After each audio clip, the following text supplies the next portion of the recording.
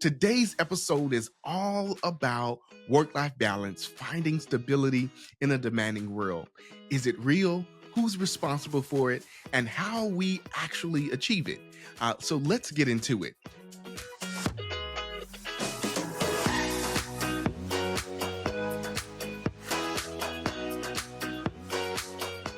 Hey, and welcome back to the Transparent HR podcast, where we bring real conversations to help you navigate your career and workplace challenges. It's your host, Prince Tate, and joining me in this episode is my co-host, Mario Hunt. What's going on, Mario? Hey, how you doing, man? Hello, everyone. Hey. Welcome. Hey, doing good. Mario, what you been up to? Man, working. You know what I do. I get out there, I make things move, I shake a little bit, Yeah. keep it moving. Yeah. Man, but we also know you're a businessman, right? And so we know you're a busy man. You're Very a busy much so. businessman. Yes. Well, I'm glad that you're on the show with us, Mario. We have a very special guest today, and we're going to introduce her in just a second. But we wanted to continue to do these episodes and have this type of collaboration and really the conversation, right? I think people really enjoy the conversations that we have on the Transparent HR podcast. If you are enjoying the show, we'd love for you to hit that subscribe button, share the episode with someone who can benefit from it, and leave us a review. We want to see your feedback, see how much you're loving it. I know we often get feedback through my LinkedIn and people comments, but we want you to put that in a review so we can receive the love that way as well. Your support continues to help us to bring real insight that helps you succeed in your career as well as within your workplace. Our guest today is Elena Doolan. She's an HR development manager at UMRF Ventures. She started as a recruiter just last year and now leads their internal HR function, all while pursuing a master's degree in human resources leadership. With so much on her plate, she knows firsthand what it takes to manage work, school, and personal life effectively. Elena, welcome to the show. Thank you. So happy to be here. Thank you for having me. Hey, tell us a little bit about you outside of work. What do you enjoy doing? What do you love? Well, in my free time, I really like to read. I've been an avid reader since I was 9 years old. I was reading middle school, high school level. So I'm a kind of a nerd. I like to play video games, but I really like to spend time with my family, cook, try new experimental dishes. And something I've recently started taking up is traveling. Didn't have a big chance to do that when I was younger, and now I have more of an opportunity, so I'm really taking advantage of that. Hey, I know someone who loves traveling. That's Mario. I love to travel. Love it. All right, so let's get into the discussion today. Again, we're talking about work-life balance. And I think it's really important that we talk about this topic because we're seeing a lot of organizations pulling back on their work-life balance initiatives, such as remote work. And they're asking their employees and making them come back into the office. So what do y'all think about this, all of this that's going on as it relates to remote work? Well, I feel like that's a shift that I have been seeing a lot more recently, especially, just on LinkedIn, seeing job postings. All of it says full-time in office, whereas, a year ago, 2 years, it would have been either fully remote or hybrid. And I really feel that a lot of us that are in the workforce now who kind of lived through and worked through COVID, that whole time period, that was something that we integrated into our work-life balance, was having either a remote or hybrid option. So I feel like that there is a shift. I'm eager to see where it's going to go. I'm eager to see if we're going to push back and make this a permanent situation, or if we're going to be back in office fully. Yeah, yeah. Mario, I know you said in our last episode on episode 10, you love remote Love. work. Remote work. Yes. um, just in perspective to the topic and some of the things I can agree with Elena, I feel like it's a catastrophic change. It's huge. Mm, I honestly feel like it's extremely unfair to the workforce. We were forced to move into remote. So a lot of people did not have an option. We were kind of forced to do it, and people did it. They adjusted, and as soon as you get adjusted, and this has become a part of your norm, it's changed and flipped back, and it's returned back to work, um, physically back to work. The changes, I think, a lot of people really saw the difference in how to be able to balance, and it created an environment or forced people to conform and learn how to balance their work life, work, your personal life, family, and just yourself, giving yourself back so much. And I think from my perspective and from some of the feedback that I received, it was a positive change. It was needed. mhm, People learned how to separate the two, but um, it not be required for them to actually go to a location to actually work. So now that everyone's comfortable, they have made a lot of arrangements. Most people have gone into their homes and shifted their homes and changed them to where they have workspace in their homes. mhm. And a lot of people, well, a lot of companies capitalized off of that. Yeah. um, and to get out of that place that I feel of security, a place of that you've created to be able to balance everything and to force again, force a change for people to return like this never happened. I think is huge. I think it's devastating for some people. Mhm. And Mhm. Yeah. I think well, in my perspective, we are starting to see how it's kind of affecting people when it comes to mental health. Mhm. People Mm, realizing, yes, because the stressors, a lot of we don't realize how many things that we face daily when we have to go into a different location. The travel, the traffic, um, mhm. the some of the energy that's passed from employee to employee, and of course, Mhm. working in human resources. I think we all have. So we know what it's like to have to work with a person and come in with that person and depending upon the state of where they are, it can kind of transfer over to you. Right. So yeah, um, I think it's kind of devastating. I think it's going to affect a lot of people. It's already affecting a lot of people, and um, I'm really anxious to see if this is something, as Elena said, that will continue, or if we will be forced to make some changes to accommodate people with this catastrophic change that has taken place with making the workforce return back on site. Mhm. Yeah, I was reading this article from Harvard Business Review, and it says in a recent survey, 64% of employees at top companies said that they would forego a $30,000 raise if it meant they didn't have to return to the office. So that speaks a lot, right? That says a It Um, does. lot.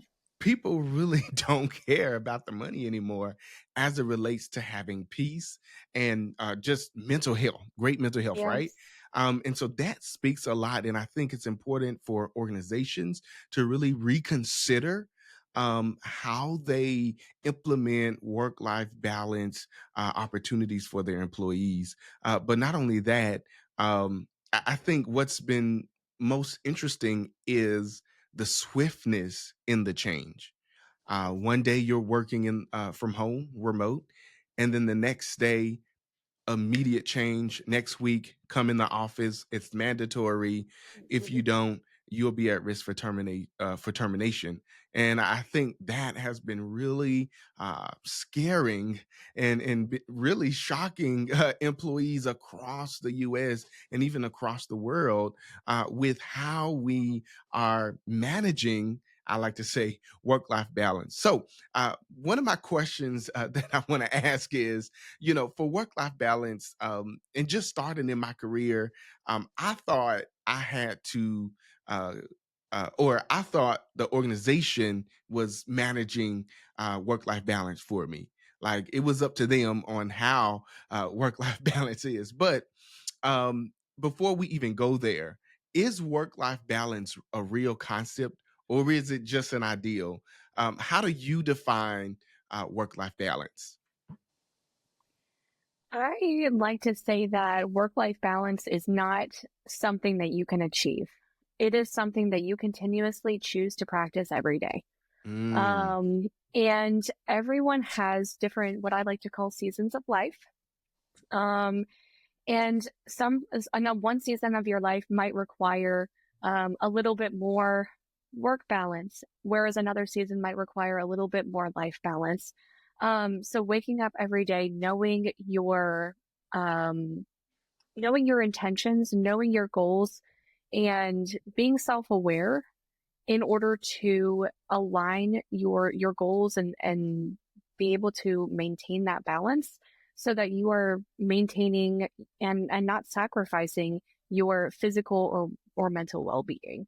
I really like the term seasons of life in the sense of, you might be getting married or having a baby or getting another degree. Um, Either way, it you have to be able to manage and adapt your goals. And you're the only person who knows yourself.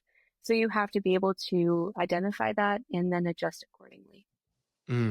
that's really good. Mario, so kind of going what I was talking about, right? I thought my company managed work-life balance. So who do you think is responsible for work-life balance, the individual or the employer? I think they both are. I think we all are.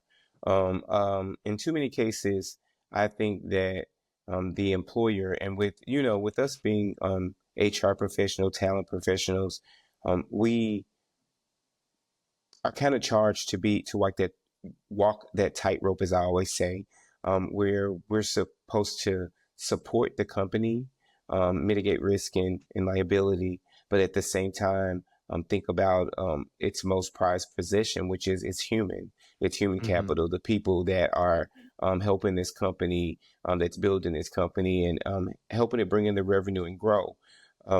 But I think a lot of times with the company itself not being a part of what we consider the HR family, they don't think like we think. So they don't think about um, things outside of what those goals are, what those numbers are, and those metrics that need to be met. It's our responsibility to remind them that it's also the company's responsibility to think about the well-being of their workforce. If your workforce is not happy, if your workforce Mm. is not in a good, stable condition, it will show in the productivity of your business and your company. And I don't think they see that part. They don't connect to it. So in all times, it's our responsibility to get out. Unfortunately, we're on both sides, so we're going back and forth on trying to push the envelope and make sure that each side sees the benefits of everything working out and it's balanced, not just our work life balance, but just balance throughout the company as well. It's human capital. It's staff. Mhm. The staff need to understand that some things we need them to go this way so that the company can benefit from it. Because when the company benefits, we benefit as well. We're employed, we receive benefits, but we also need the company to understand as well that when sometimes we have to step back and give a little bit more to our employees, because when the employees and the staff, when they're happy, when they're in a good mental state, when they're healthy, then we can get the best out of them, which AE or ends up reflecting in the productivity and the metrics. So I think it is a combined responsibility. Yeah, I yeah. agree. Wow. Yeah, I think it is. And I think that, in order for you to have work life balance, again, you have to look at what you're doing as well as looking at even resources within the organization, because they may have some resources to help you have a work-life balance as well. So let me ask this question. What are some practical strategies for our listeners today to help them just establish a work-life balance within their lives? Elena, if you want to take that one. Yes. So when I was thinking about this question, I was reflecting on my own life because in addition to my job as an HR development manager and grad school, I also work two other jobs. I'm a server at two restaurants in Memphis. So I am always either working or studying. So work-life balance has been important, and I had to find a good way to navigate that. And right off the bat, I am a big supporter of therapy. And whether that be Mm-hmm. going and seeing a professional or having someone in your life that you consider like maybe your best friend, if they have the emotional bandwidth to listen to you. But I'm going to give an example that my therapist and I talked about because we've had this conversation several times, as you can probably imagine. It doesn't matter, the state that you're in. I think everyone can benefit from therapy and having someone that they can talk to. But I talked to her a lot about, I feel like I'm overwhelmed. I have too much on my plate. And she gave me this great metaphor, that imagine that your life is a pie, metaphorical pie. Can you eat, Prince, can you eat a whole pie in one sitting? Just I go probably ahead. can. If you challenge Would it me, be would if would you it be That was a ch- good healthy? question. Would it be healthy? Could you sit and just eat a whole pie in one sitting? no, I would feel awful if I ate the whole Hmm. thing. He can Exactly. do it. He could, but I it wouldn't be know. healthy. Hey, they call me Big Mac at work. um, so she gave me this. All right. So you have your different slices of pie. You have your spiritual, your religion. You have your career, your education, your family, your love life. Every different slice. You can't sit and eat a whole pie in one sitting, but what you can do is you can take a bite from this slice and a bite from this slice, and you have to choose the slices that you're focusing on. And right now, the slices I'm focusing on are my financial goals that I have set for myself, my education, and my career. And that helped me take a step back and recognize that I don't need to take on everything all at once, which helps balance out that work-life balance. Um, Asking yourself this important question of what do I need right now to be able to show up um, in my best way for others in every space that I'm in, whether it be work, whether it be with my family, whether it be in a romantic relationship. What do I need right now to show up as my best self? And that takes, taking inventory. I love that Mhm. that phrase, Yeah. taking inventory of what you have on your plate right now, what can be pushed to the back burner or, maybe to next week so that you're not crashing and burning, when your family, something pops up and your family needs you or something pops up at work. I mean, we're all HR professionals. We walk in the door and we never know what our day is going to entail. Hmm. But being able to show up for our employees, show up for our families, or whoever we have in our lives, is so important. So therapy, but really just having a good support system that can also clock it when they're like, "Hey, you're getting a little bit irritable. You have a lot on your plate." My family calls me out on that all the time. They're like, "Hey, I think you might need to get an extra couple hours of sleep or maybe make sure you eat something, So like make sure you have someone hold you accountable." Yeah, yeah. You know what? Recently, I've been listening to the Mel Robbins podcast, and she's been talking about and really giving resources about, how to get your life back, right?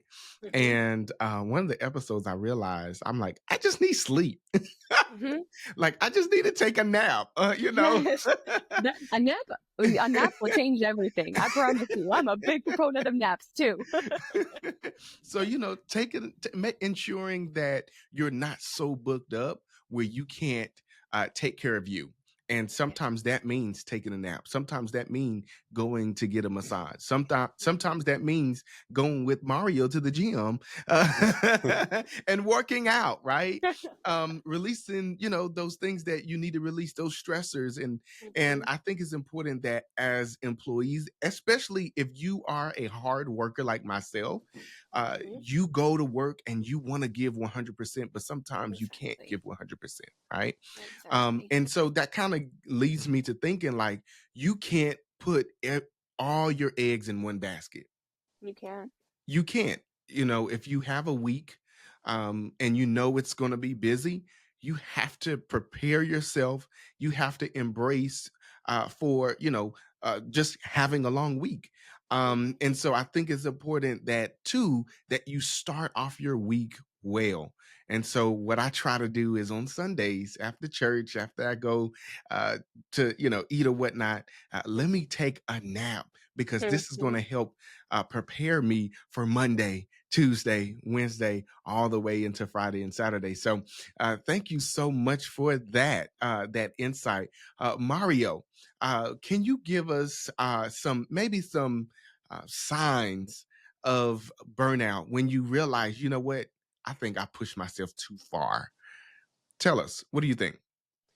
For me, as Elena said, I think we're all kind of in the same boat. I work a million jobs. Well, I say a Hmm. million, but it's not really a million, but it feels like that sometimes. Yeah. As you can see, it's a Saturday and we're all kind of working with the podcast, but I'm literally in my clinic.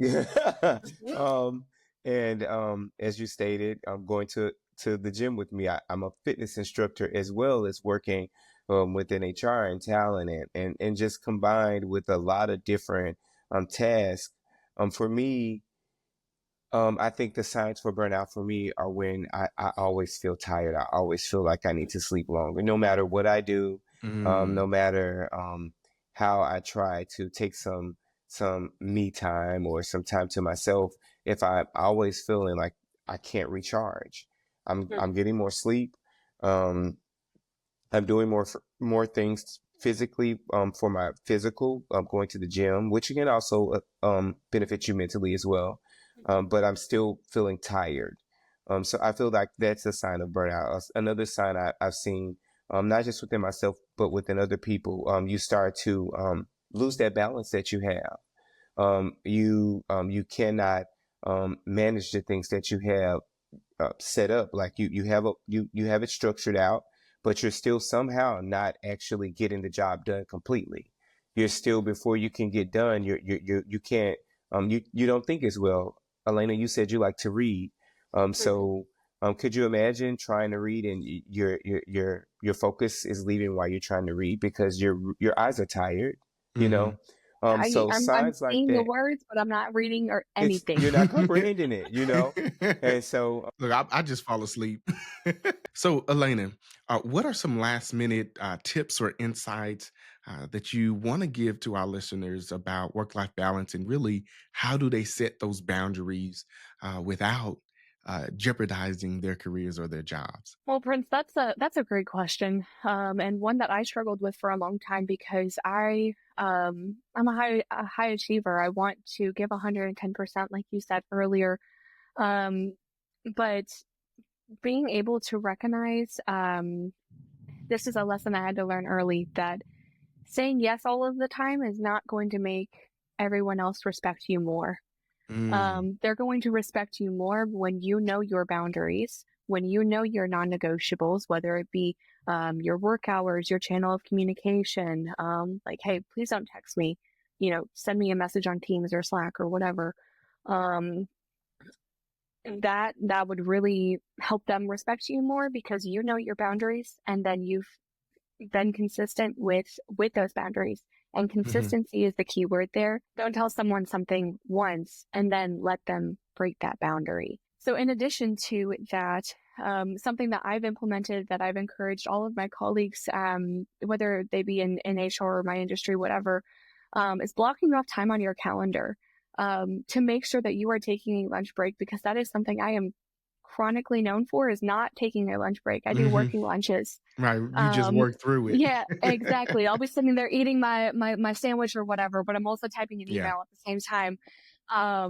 So block off time on your calendar. Take that first 30 minutes, to an hour, of your day to slowly, go into your day, drink your coffee, eat your banana, do whatever it is that you do in the morning. I personally, a big part of my job is interviewing. I don't let anyone book my calendar before 10 a.m. I come into the Oh, office at wow.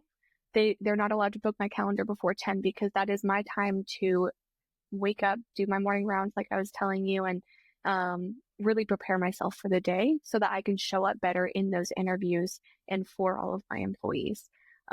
So my big tips here are: set your boundaries consistently, identify your non-negotiables, and make sure you're taking time for yourself, whether that be micro breaks, or just blocking off time on your calendar to be able to take care of yourself. Yeah, yeah. Setting boundaries is really important. And that's one thing that I learned about work-life balance is that you have to say no sometimes, You right? do. And that does It not can be mean hard.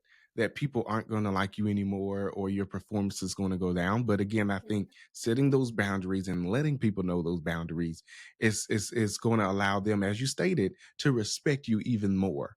Even more in HR, I think our organization sometimes wants us to be available 24/7. You just don't know what's going to happen. But again, I think even in our space, in our roles, we have to also set boundaries. So if you are an HR professional and you're listening, make sure you set boundaries. Yes. And again, Please. make sure you spend time to take a short break, to take a walk. That's something that Mario and I used to do when we used to work together. We would take a break. We would walk for about 15 minutes or so, and get back in the office and get right to it. And so Mhm. set those boundaries so that you can be successful and have all of the energy that you need to show your best self. Before we get out of here, I want to share an encouraging Bible verse as we talk about balance and managing life's demand. I want to remind you of this verse. It's from Ecclesiastes 3:1. There is a time for everything and a season for every activity under the heavens. Again, Ecclesiastes 3:1. And I think, Elena, you talked about this. I did. There's a season for every moment, right? Yes. In this moment, you may be focused on your finances. And so sometimes that means that you're working 2 or 3 jobs. Mm. You may have to focus on family at a point in time. But I think that, again, if you set those boundaries, if you set things in place, it's going to help you to be successful. So, again, when striving for balance, remember that every season has its purpose. Prioritize what really matters in that moment and Yes. trust that things will align in the right timing. So, Elena, thank you so much for joining us today and sharing such valuable insights. Also, we appreciate Mario. Tell us how people can find you, Elena. You can find me on LinkedIn, under, my first and last name, Elena Doolan, but you can also connect with me through the company UMRF Ventures. If you go to the website, all my contact information is on there. Awesome. We'll definitely have the links. You can also connect with me as well as Mario. We have the links in the description below.